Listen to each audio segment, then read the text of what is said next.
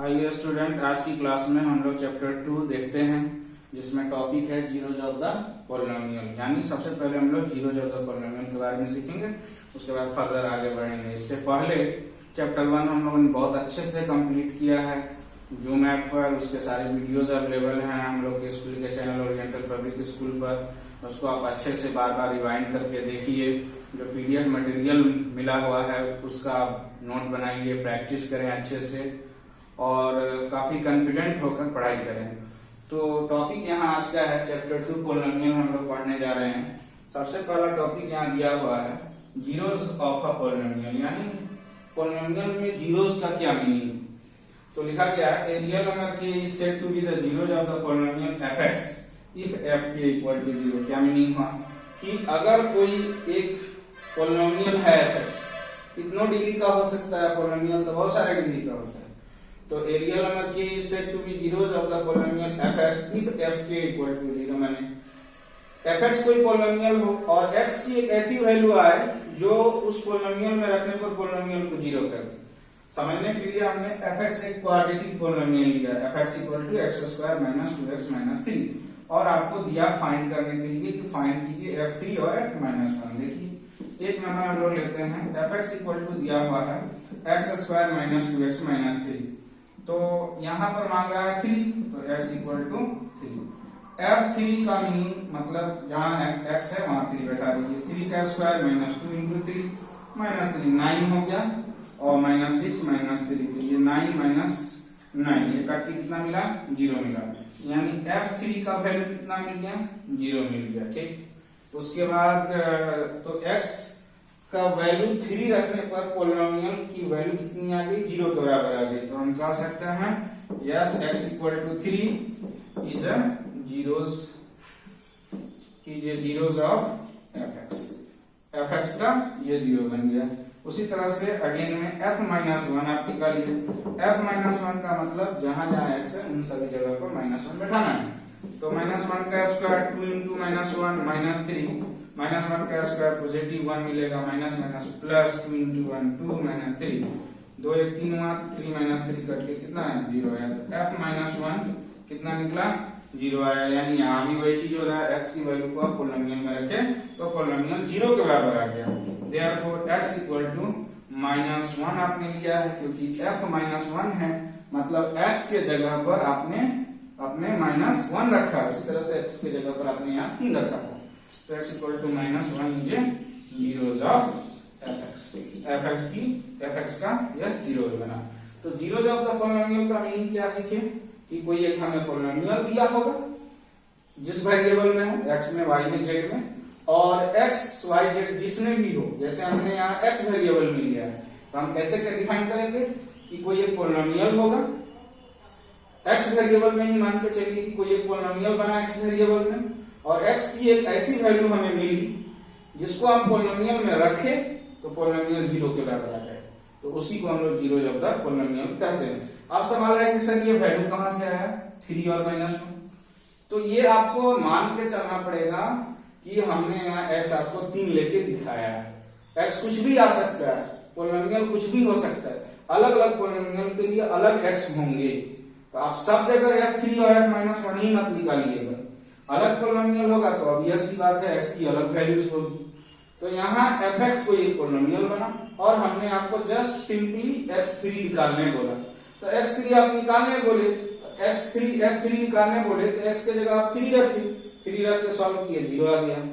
f-1 निकालने बोला गया तो आप x के जगह यहाँ लिख दे सकते हैं for x equal to -1। x equal to -1 रखे तो f-1 की वैल्यू 0 आ गई। तो x की ऐसी वैल्यू यही ना बताया गया एनिमेशन में कि real number k is said to be zeros of the polynomial if f k equal to 0। अनगिनत x के वैल्यूज हैं, सभी जीरोज नहीं होंगे पार्टिकुलर पॉलिनोमियल का। x का वह वैल्यू जीरोज कहलाएगा यदि वह वैल्यू को आप पॉलिनोमियल में रखते हैं तो पॉलिनोमियल 0 देते। अब हमें यहीं पर कहते हैं f5 निकालिए, तो f5 निकालिएगा तो थोड़ी ही f5 0 के बराबर होगा, तो वह जीरोज नहीं होगा। जैसे आपको बोला गया f5 निकालिए, f5 निकालेंगे तो क्या मिलेगा 5 का स्क्वायर माइनस 2 इंटू 5 माइनस 3, ये 25 माइनस 10 माइनस 3 कितना मिला 25 और यहाँ पर 13 12 मिला।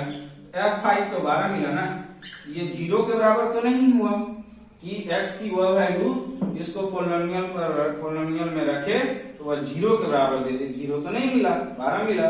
इसीलिए ये F5 यानी 4x = 5 ये 0 जब तक पोलिनोमियल नहीं होगा, क्योंकि वैल्यू पुट किए तो हमें 0 के बराबर मिलना चाहिए और यहाँ 12 मिला हुआ। इसलिए 0 जब तक पोलिनोमियल x की वह वैल्यू होगी जो पोलिनोमियल में रखने पर पोलिनोमियल को 0 कर दे। तो देखिए यहाँ कंसेप्ट में अब तो 0 जब पोलिनोमियल आप सीख लिए। अब क्या सीख रहे हैं कि कंसीडर ए क्वाड्रेटिक पोलिनोमियल। कोई एक क्वाड्रेटिक पोलिनोमियल हम लोग कंसीडर किए, f(x = x² + 7x + 12)। यहाँ लिखा गया है सॉल्व फॉर x की वैल्यू निकालिए और फाइंड द जीरोस, या जीरो निकालिए, और रूट्स ऑफ द पोलिनोमियल या उसका रूट्स निकालिए। तीनों शब्द का मीनिंग एक है। सॉल्व फॉर x की वैल्यू, जीरो का मतलब भी आप सीखे, अभी जस्ट सीखे कि x की वह वैल्यू जिसको पोलिनोमियल में रखने पर पोलिनोमियल 0 के बराबर आ जाए, वही जीरो है। और रूट्स भी यही x की वैल्यूज को ही रूट्स भी बोला जाता है। तो देखिए ये तो क्वेश्चन हो गया, सॉल्व कैसे करेंगे। हियर f(x = x² + 7x + 12 हो गया। क्या रूल है, 9th क्लास में आपने पढ़ा है, ये पावर 2 है, इसका मिडिल टर्म फैक्टराइजेशन होता है। तो यहाँ कांस्टेंट टर्म है 12 और यहाँ x² का कोफिशिएंट 1 है।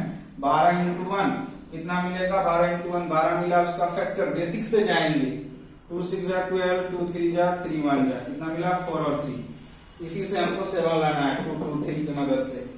तो x² प्लस क्या करेंगे 4 + 3 लिख देंगे। 7 को हमने ब्रेक किया, 4 + 3 में x अपनी जगह पर वैसे ही रहेगा। तो आगे बढ़ेंगे, x² plus 4 × x plus 4x हो गया, plus × plus plus 3 × x 3x plus 12। उसके बाद इन दोनों जगह पर देखिए क्या कॉमन आ रहा है x, तो x + 4 ले लेंगे, और इन दोनों जगह पर 3 कॉमन आ रहा है, x + 4 ले लिए। तो यहाँ देखिए x + 4 दोनों जगह है, x + 4 लिए कॉमन, तो यहाँ हो गया x + 3। अब यहाँ फर्दर मैथ आगे नहीं बढ़ सकता है, हमें जीरो निकालना है, यानी सॉल्व फॉर x है, x की वैल्यू निकालनी है। तो x की वैल्यू कैसे आएगी, अब तो रूल होता है कि यहाँ लिखना पड़ेगा 4 zeros of f(x)। किसका हम जीरो निकाल रहे हैं, तो किसी क्वाड्रेटिक पोलिनोमियल f(x) का, इसलिए लिखना पड़ेगा कि 4 zeros of f(x)।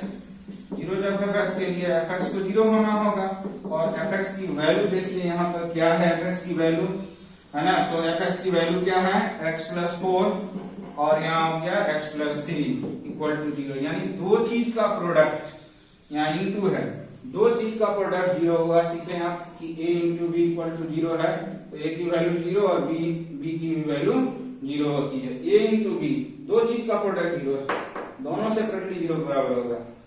तो x + 4 × x + 3 0 हो गया। तो आइदर आप लेंगे, आइदर x + 4 = 0, तो x की वैल्यू कितनी मिली -4, और x + 3 को 0 के बराबर करेंगे तो x की वैल्यू कितना मिला -3। तो कितना वैल्यू आया x का 2। तो आपने सीखा भी है कि जितना डिग्री रहेगा उतना x का मान निकल सकता है। तो डिग्री 2 हुआ, क्वाड्रेटिक पोलिनोमियल था, तो डिग्री 2 हुआ, क्वाड्रेटिक पोलिनोमियल हुआ, इसलिए x की 2 वैल्यूज मिली। अब सवाल यह है कि ये x की 2 वैल्यूज को जीरोस क्यों बोला गया, क्योंकि आपने अभी पढ़ा है कि जीरोस ऑफ द पोलिनोमियल का मतलब कि x की वह एक वैल्यू जो पोलिनोमियल में रखने पर पोलिनोमियल को 0 के बराबर कर दे। तो क्या x = -4 और x = -3 जीरोज हैं? आप तो बोलेंगे कि यहाँ से सॉल्व फॉर x है तो जीरो ही हुआ। इसको आप वापस से इसमें पुट करेंगे तो आपको 0 मिलेगा, और इससे आप वापस से इसमें पुट करेंगे ये वैल्यू तो 0 के बराबर मिलेगा। अभी हम लोग इसको तुरंत देखते हैं। तो देखिए यहाँ पर क्या निकला हम लोग को, x = -4 और x = -3, यही दो जीरोज मिला था f(x) का। ये जीरो इसलिए हुआ क्योंकि जो ये f(x) था ना, x² + 7x + 12 ये था ना जी f(x), इसमें अगर हम f-4 रखेंगे x के जगह पर, तो -4 का स्क्वायर 7 × -4 + 12, तो तो -4 का स्क्वायर कितना आ जाएगा 16 - 28 + 12, 16 12 28 - 28 कट के कितना आया 0 आया। यानी x की वह वैल्यू जो पोलिनोमियल में रखने पर पोलिनोमियल को 0 कर दे, जीरोज कहलाता है। तो x की क्या वैल्यू लिया -4 आया था आपको सॉल्व करके, वापस से आप बैठाए तो आपको 0 मिला, पोलिनोमियल की वैल्यू 0 मिल गई तो ये जीरोज हो गया। उसी तरह से f-3 अगर रखते हैं आप तो -3 का स्क्वायर 7 × -3 + 12, ये 9 हो गया, ये 21 हो गया, ये 12 हो गया, 12 9 21 -21 कट के 0 आ गया। यानी ये भी सही है कि x की वह वैल्यू बना -3, x की वह वैल्यू हुआ जो पोलिनोमियल में रखे तो 0 के बराबर आ गया। तो आप वेरीफाई कर लिए। अब सीख लीजिए कि पोलिनोमियल को हम सॉल्व करने पर जो वैल्यू ऑफ वेरिएबल लेकर आते हैं वही जीरोज होता है, क्योंकि हमने आपको सिखाया कि एक x² + 7x + 12 आपको एक पोलिनोमियल दिया गया, उसका मिडिल टर्म तोड़ के x की दो वैल्यूज को लेकर आए, उस दो वैल्यूज को जीरोज इसलिए बोला गया क्योंकि वह x का दोनों वैल्यू को सेपरेटली पोलिनोमियल में हम रखे, f-4 भी रखे, f-3 भी रखे, सेपरेटली रखे, तो दोनों स्थिति में पोलिनोमियल 0 के बराबर आ गया। और 0 जब पोलिनोमियल तो वही है कि x की वैल्यू को पोलिनोमियल में रखने पर पोलिनोमियल 0 दे दे, तो वह 0 जब तक पोलिनोमियल है। अब आते हैं हम लोग फैक्टर में। जैसे आप लोगों ने 9th क्लास में पढ़ा था कि x = a है तो फैक्टर बने x = a, x = a is 0 है, अगर जीरोज ऑफ fx है अगर, तो इसका फैक्टर मिलेगा x - a। और x = अगर b एक 0 है, इज 0 ऑफ fx, ठीक है, तो इसका फैक्टर बनेगा x + b। ये आप लोगों ने है ना पढ़ा है कहां 9th क्लास में, किस थ्योरम के अनुसार, फैक्टर थ्योरम के अनुसार। इज ए फैक्टर लिख लीजिए, x - a is a factor और x + b is a factor. तो 9th क्लास से यह है कि x बराबर ये अगर 0 है तो इसको इधर ले लेंगे, एक इधर, तो वो फैक्टर बन जाएगा। और x = -b है तो अगर इसको इधर ले लेंगे तो x + b एक फैक्टर हो जाएगा। और ये भी आपने सीखा था कि फैक्टर्स को गुना करके वापस से एक पोलिनोमियल मिलता है। तो यहां पर बताएं आप कि जीरोज हमारे पास क्या क्या है, x बराबर -4 और x बराबर -3 जीरोज थे। इसका किसी क्वाड्रेटिक पोलिनोमियल x² + 7x + 12 का ही था ना। तो अगर x = -4 अगर 0 है तो फैक्टर क्या बना x + 4, और x = -3 एक 0 था तो फैक्टर क्या बना x + 3। इन दोनों फैक्टर्स को, ये 9th क्लास का कंसेप्ट है कि अगर x = समथिंग है तो उसको आप इधर लाएंगे तो एक फैक्टर बनेगा, फैक्टर थ्योरम के अनुसार। x = -4 और x = -3 है, दो जीरोज बना, तो 4 को इधर रिप्लेस करेंगे तो x + 4, और 3 को इधर रिप्लेस करेंगे तो क्या बना x + 3। दो फैक्टर को गुना करेंगे अगर तो वापस से पोलिनोमियल मिलेगा। ये दो फैक्टर मिला, इस दो फैक्टर को आप गुना कीजिए, x + 4 एक फैक्टर, x + 3 दूसरा फैक्टर, दोनों का आप इंटू कीजिए। तो x + 4 को इंटू कीजिए और x + 3 को इंटू कीजिए। क्या रूल है इंटू का, पहला से दोनों में, x से दोनों में कर चलेगा इंटू, x से x + 3 में, +4 से फिर दोनों में कर लिए, तो यहाँ क्या बना x × x² + 3x चलेगा ना, x × x² + 3 × x। अब प्लस कैसे आया, यहाँ प्लस है, किसी चीज है, प्लस इंटू प्लस प्लस होता है, 3x + 4 × x + 4x + 12, ठीक है। देखिए x² 4 और 3 कितना मिले, 7 जोड़ के +12, क्या मिला हमको, fx मिला, वापस से x² + 7x + 12 fx है ना। यानी अगर हमारे पास क्या सीखे कि अगर हमारे पास दो जीरोज हैं तो उससे दो फैक्टर मिलेगा, उन फैक्टर को गुना करेंगे तो वापस से पोलिनोमियल मिल जाएगा। ये बहुत इंपॉर्टेंट कंसेप्ट है कि अगर हमारे पास दो जीरोज हैं तो वहां से दो फैक्टर मिलेगा, फैक्टर थ्योरम के अनुसार, और इन दोनों फैक्टर्स को यदि हम आपस में गुना करेंगे तो वापस से पोलिनोमियल मिलेगा, जिन पोलिनोमियल का यह फैक्टर है। तो एक चीज और आप समझें कि ये तो बताया गया कि फैक्टर्स का इंटू करके वापस से पोलिनोमियल मिलता है। बहुत बच्चे को ये कंफ्यूजन रहता है कि ये फैक्टर क्या होगा, है ना। जैसे 8 को डिवाइड किया 4 टाइम्स में तो 2 बना ना 8 का एक फैक्टर। अगर हम बोलते हैं कि x प्लस 4 एक फैक्टर है या x प्लस 3 एक फैक्टर है किसका, fx का, तो x प्लस 4 से भाग लगाइए तो fx, x प्लस 4 एक फैक्टर था ना, तो x प्लस 4 अगर फैक्टर है किसका, fx का, तो fx की वैल्यू क्या है, x square plus 7x plus 12। देखिए भाग लगाइए तो क्या ये कंप्लीट भाग लगता है, रूल होता है। ये जो डिवीजन प्रोसेस है जो हम अभी करेंगे ये आप 8 क्लास में सीखेंगे, 8 क्लास का कॉन्सेप्ट है। x प्लस 4 से आप इसमें भाग दे रहे हैं fx को, क्यों, क्योंकि आप यहाँ कह रहे थे कि x प्लस 4 फैक्टर है किसका, fx का, तो यदि x प्लस 4 एक फैक्टर है fx का तो उसको तो भाग लगाएगा है fx को, कौन, x प्लस 4 की वो उसका फैक्टर है। जैसे 2 8 का फैक्टर हुआ तो 2 8 को भाग लगाता है ना, उसी तरह से x प्लस 4 अगर फैक्टर होगा fx का तो x प्लस 4 fx को भाग लगाएगा। x से डिवाइड करना है तो यहाँ x देंगे, x स्क्वायर प्लस क्या मिला 4x, यहाँ माइनस साइन दिया जाता है, माइनस ये कैंसिल आउट हुआ, 7 में से 4 गया 3x प्लस 12 हो गया। फिर x से इस 3x में डिवाइड करेंगे क्या मिलेगा, प्लस 3x प्लस 12 है ना, ये माइनस हो गया, ये माइनस हो गया, कट गया, कितना मिला, x प्लस 3 मिला।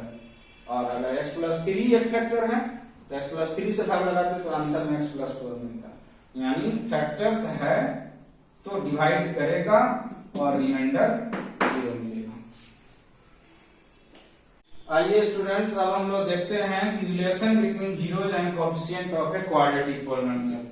किसी क्वाड्रेटिक पॉलिनोमियल में जो जीरोज और कोएफिशिएंट होते हैं, जीरोज मतलब x की वैल्यू या वेरिएबल की, और उस x का जो कोएफिशिएंट होगा उनके बीच में क्या रिलेशन होता है। तो बहुत ध्यान से समझिए। मान लीजिए कि चर्चा तो यहाँ किसी क्वाड्रेटिक पॉलिनोमियल का ही, अब क्वाड्रेटिक पॉलिनोमियल में क्या है, x square plus 7x plus 12 में तो कोई कहेगा x square plus 3x plus 2 लीजिए, तो जितने होंगे उनके लिए अलग अलग क्वाड्रेटिक इक्वेशन बनता चला जाएगा। इसलिए जो एक स्टैंडर्ड पॉलिनोमियल है वो हम लेंगे क्वाड्रेटिक पॉलिनोमियल। तो let fx equal to ax square plus bx plus c, ये एक स्टैंडर्ड क्वाड्रेटिक पॉलिनोमियल होता है। लेट fx इक्वल टू इतना b a quadratic polynomial, b a quadratic polynomial where a b c are real numbers and a not equal to 0। मैंने आपको online class में भी बताया था कि a 0 इसलिए नहीं होगा कि अधिकतम पावर का जो कोएफिशिएंट होगा वह ही 0 हो जाएगा, तो ये क्वाड्रेटिक नहीं लीनियर बन जाएगा। इसीलिए हम लोग यहाँ a 0 नहीं होगा, किसी भी कीमत पर हम लोग a इक्वल टू 0 नहीं ले सकते हैं।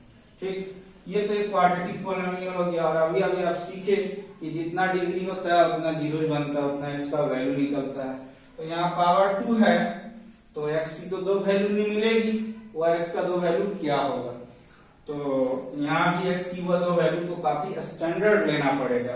आप अपने मन से x बराबर 2 x बराबर 3 नहीं ले सकते हैं, क्योंकि आपको पता है कि ये क्वाड्रेटिक पॉलिनोमियल में को सॉल्व करने पर x का वैल्यू क्या मिलेगा। ये तो ऑलरेडी एक स्टैंडर्ड फॉर्म में, ये तो सॉल्व ही नहीं होगा, सारी चीजें यहाँ अननोन है।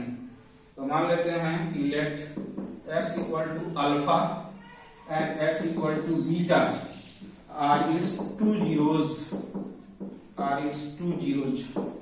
यानी x इक्वल टू अल्फा और x इक्वल टू बीटा इसके 2 जीरोज बने। ठीक, यानी x की 2 वैल्यू मिल गई।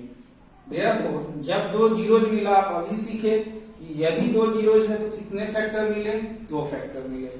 तो इसको इधर रिप्लेस कीजिएगा तो x minus alpha and x minus beta are its 2 factors, आर ऐसे भी लिख सकते हैं आर 2 फैक्टर्स। किसका बना ये फैक्टर, तो fx का बना, तो हम fx ले लिए, आर 2 फैक्टर्स ऑफ fx। अभी अभी आप सीखे थे कि फैक्टर्स को गुना करके वापस से एक पॉलिनोमियल मिलता है। तो ये दोनों को गुना कीजिए, आप ये दोनों को गुना कीजिए तो एक पॉलिनोमियल आपको मिलेगा। तो x माइनस अल्फा इंटू, है ना, ऐसे दे देते हैं 9, या इनका प्रोडक्ट पहले दिखा देते हैं। Therefore x minus alpha into x minus beta, इन दोनों फैक्टर्स का प्रोडक्ट आप ले रहे हैं। x minus alpha into x minus beta will be a factor of x।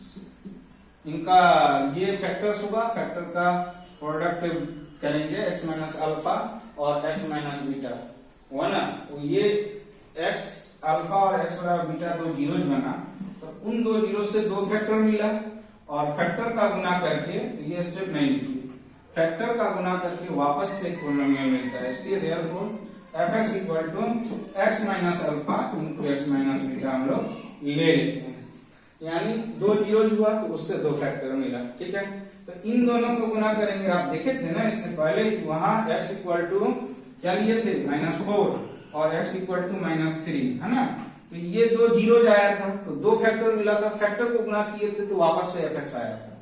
उसी तरीके से x इक्वल टू अल्फा और x इक्वल टू बीटा, अगर दो जीरो हैं तो वहां से दो फैक्टर मिले, अल्फा को इधर कीजिए बीटा को इधर कीजिए, दो फैक्टर मिल गए।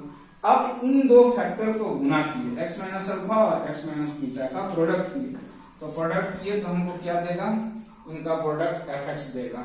लेकिन उसके लिए यहाँ पर ना हम लोग को एक यहाँ कांस्टेंट की लेना पड़ेगा अलग से। वो इसलिए क्योंकि जब हम इसको आगे बढ़ाएंगे तो कंपेयर करना पड़ता है हमको। ये fx की ऑलरेडी एक वैल्यू है ax² bx + c, और यहाँ भी एक अलग चीज आएगा, तो उनको कंपेयर करने के लिए हमको k लेना पड़ेगा। जैसे आप fx लेते हैं ना 2x² + 3x + 9, मान के चलिए ये कोई क्वाड्रेटिक पॉलिनोमियल है, ये क्या है, ये कांस्टेंट है ना, उसी को कंपेयर करने के लिए हम लोग यहाँ पर k लेंगे। ठीक है, अब इनटू करते हैं ये दोनों से, x से दोनों में x² minus beta x, minus alpha से दोनों में minus alpha x plus alpha beta हो गया, इंटू x से दोनों में माइनस अल्फा से दोनों में, यहाँ क्या बना x² माइनस, देखिए यहाँ क्या कॉमन आता है, ध्यान से x भी आ रहा है और माइनस भी आ रहा है, तो माइनस लेंगे बीटा प्लस अल्फा और x जो आ रहा था यहाँ लिखेंगे। बात वही है कि माइनस x लिया गया, ठीक है, तो माइनस तो लिए तो बीटा प्लस अल्फा बना, और x क्या किया, x भी ली, लेकिन x को हम यहाँ नहीं लिखकर, यहाँ नहीं लिखकर हम यहाँ लिखे हैं स्टैंडर्ड में प्लस अल्फा बीटा। और एक स्टेप बढ़ाते हैं, k से इंटू भी करेंगे, लेकिन उससे पहले अल्फा को पहले लिखिए, x² माइनस जो बीटा प्लस अल्फा है उसमें अल्फा को पहले लिखिए, कोई उससे फर्क नहीं पड़ेगा, x प्लस वाई हो या y प्लस एक्स हो, मीनिंग एक रहता है ना। तो बीटा प्लस अल्फा को तो अल्फा प्लस बीटा कर दिए, x प्लस अल्फा बीटा। अब क्या करना चाहिए, इस k से इंटू करना चाहिए, kx² minus k alpha plus beta into x plus k alpha beta, हमने k से तो इंटू कर दिया, और fx का हमको वैल्यू ऑलरेडी उपलब्ध है, कितना ax² plus bx plus c, उस fx की वैल्यू को लिखिए ax² bx प्लस c, और यहाँ बराबर तो है। अब क्या होगा, कंपेयर करना होगा, kx² वाला टर्म x² वाला टर्म किससे कंपेयर होगा, इससे कंपेयर होगा। लिखेंगे क्या यहाँ पर, ऑन कंपेयरिंग, ठीक है, on comparing like terms, on comparing like terms. Like terms का मीनिंग एक जैसा जो टर्म है उसको हम कंपेयर कर रहे हैं, ax² इक्वल टू kx² हो जाएगा, ये x² वाला टर्म x² के साथ ही बराबर होगा, तो ax² इक्वल टू क्या मिला, kx², x² से x² कट गया, एक कितनी वैल्यू मिली, एक की वैल्यू k मिली। ठीक, अब देखिए यहाँ प्लस bx है और यहाँ माइनस है, अब bx इक्वल टू एंड दे दीजिए, यहाँ bx equal to minus k alpha plus beta into x ले लेंगे, यहाँ प्लस bx है तो यहाँ प्लस bx नहीं लिखा जाएगा, खराब लगता है ना, लेकिन माइनस अगर है यहाँ तो माइनस रहेगा, x से x कट गया, यहाँ होगा b माइनस, और k की वैल्यू ऊपर में है a, तो आप a ले लीजिए तो अल्फा प्लस बीटा होगा, तो ये क्या होगा, b बटे माइनस a आएगा ना, a इधर और यहाँ मिला अल्फा प्लस बीटा, नीचे में माइनस रखता नहीं, ऊपर आ जाएगा, minus b by a equals to क्या मिला, अल्फा प्लस बीटा मिला। देयरफॉर हम कह सकते हैं कि alpha plus beta equals to क्या दिया हमको, माइनस b बाई ए दे दिया। दो पार्ट कंपेयर हो गए, और तीसरा पार्ट कंपेयर क्या होगा, ये c equal to k alpha beta है ना, ये c equal to k alpha beta भी हम लोग कंपेयर करेंगे, तो वहां पर अल्फा बीटा बराबर c बाई a आ जाएगा, है ना। तो अब जो ये सी वाला टर्म बचा वो इस तीसरे टर्म के बराबर होगा। एक्स स्क्वायर के बराबर आपने किया, एक्स वाला टर्म एक्स के साथ कंपेयर हुआ, इक्वल हुआ, लास्ट में सी है कांस्टेंट और यहाँ की अल्फा बीटा है, तो ऑल्सो लिखना होगा सी इक्वल टू के अल्फा बीटा, है ना। सी इक्वल टू के अल्फा बीटा आप दे दीजिए, सी यहाँ का सी और यहाँ के अल्फा बीटा। के की वैल्यू तो ए आप जानते हैं, के की वैल्यू को ए बैठा दीजिए, ए अल्फा बीटा हो गया। तो देयरफॉर या आप ऐसे ले सकते हैं C by A equal to alpha beta, ठीक। Therefore alpha beta equal to C by A आया।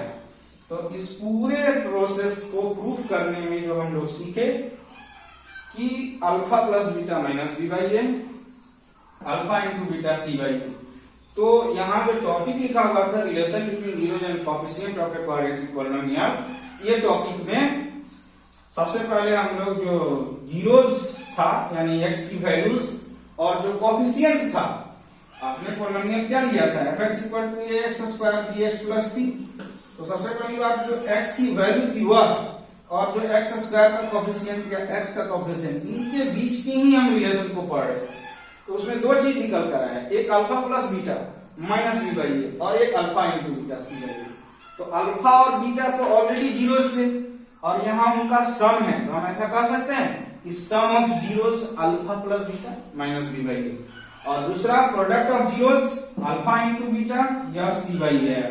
तो ये बी पता चल रहा है, बी और ए क्या है, तो बी देखिए तो x के कोएफिशिएंट बना और ये तो x² का कोएफिशिएंट बना, उसी तरह से c एक कांस्टेंट टर्म बना और ये कोएफिशिएंट ऑफ x² बना। तो ये रिलेशन दे रहा है, ये अल्फा और बीटा जीरोज हुआ और उनका जोड़ रिलेशन दे रहा है इसमें b और a में, यानी x के कोएफिशिएंट और x² के कोएफिशिएंट के बीच में वो रिलेशन दे रहा है। इसी चीज को अभी हम लोग समाप्त में समराइज करेंगे। तो देखिए इसको हम लोग ने समराइज किया कि thus we can say that if alpha and beta are two zeros of fx, alpha और बीटा अगर दो जीरोज बना fx का, तब हम कह सकते हैं कि sum of zeros equal to alpha plus beta होगा और यह माइनस बी अपॉन ए होगा, ठीक है। और यहाँ प्रोडक्ट ऑफ जीरोज, ये जो प्रोडक्ट ऑफ जीरोज है यह होगा अल्फा इंटू बीटा, या इसको सेपरेटली भी लिख सकते हैं अल्फा इंटू बीटा, यह सी बाई ए होगा, ठीक है। माइनस बी बाई ए में माइनस रहेगा, बी तो x का कोएफिशिएंट है और a x² का, सी बाई ए में सी कांस्टेंट टर्म है और ये कोएफिशिएंट ऑफ x² है। और एक चीज ऑल्सो रिमेंबर, इसको भी आप याद रखिए। तो यहाँ क्या सीखे आप कि अगर हमारे पास जीरोज अवेलेबल है तो सम ऑफ जीरोज इस तरीके से निकाला जा सकता है, alpha plus beta equal to minus B by a और product of zeros alpha into beta equal to C by a निकाला जा सकता है। ये बी और ए और सी और ए कहां से आया, तो आपने क्या किया था, एक पॉलिनोमियल कंसीडर किया था ax² + bx + c, वहीं से तो आपको ए बी सी नजर आ रहा है कि इस पॉलिनोमियल में जो ये क्वाड्रेटिक पॉलिनोमियल है, इस पॉलिनोमियल में x² का कोएफिशिएंट ए बना, x का कोएफिशिएंट बी बना और यहाँ सी कांस्टेंट टर्म बना। एक चीज और आप याद रखें, also remember that if alpha and beta are two zeros of fx, alpha और बीटा दो जीरोज है fx का, तब हम लोग fx को वापस से लिख सकते हैं। fx इक्वल टू k दे दीजिए, यहाँ पर x² दीजिए, यहाँ alpha plus beta into x दीजिए प्लस अल्फा इंटू बीटा दीजिए। क्या मतलब हुआ कि अगर आपके पास जीरोज अवेलेबल है तो आप पॉलिनोमियल बना सकते हैं खुद से। अल्फा बीटा जीरोज था fx का, तो fx equal to x² minus alpha plus beta into x plus alpha beta और k यहाँ अलग से, where k is a constant. वो आप सीखेंगे आगे चलकर, प्रॉब्लम्स जब लेंगे तब आपको k कहाँ होगा, ठीक है। तो यही है अल्फा बीटा जीरोज बनेगा, जैसे आप क्लास में सीखे थे ना x equal to -4 and x equal to -3 जो आपका जीरोज आया था पॉलिनोमियल का, तो वहां से भी आप बना सकते थे। क्या बनाते हैं, fx इक्वल टू है ना k दे देते, x² दे देते, माइनस तो है ही फॉर्मूला में और अल्फा प्लस बीटा, तो अल्फा का मतलब एक x की वैल्यू अल्फा हुई और x की दूसरी वैल्यू बीटा हुई, तो यहाँ -4 और यहाँ प्लस था, लीजिए प्लस, यहाँ -3 बंद किए, प्लस अल्फा इंटू बीटा यानी -4 -3 बंद किए। देखिए ये बना x² मिला, -4 -3 -7 +7x 4 मिला ना। यानी जीरोज के मदद से आप वापस से पॉलिनोमियल बना सकते हैं, ये वाला फॉर्मूला यूज करते हैं, इसे याद रखना।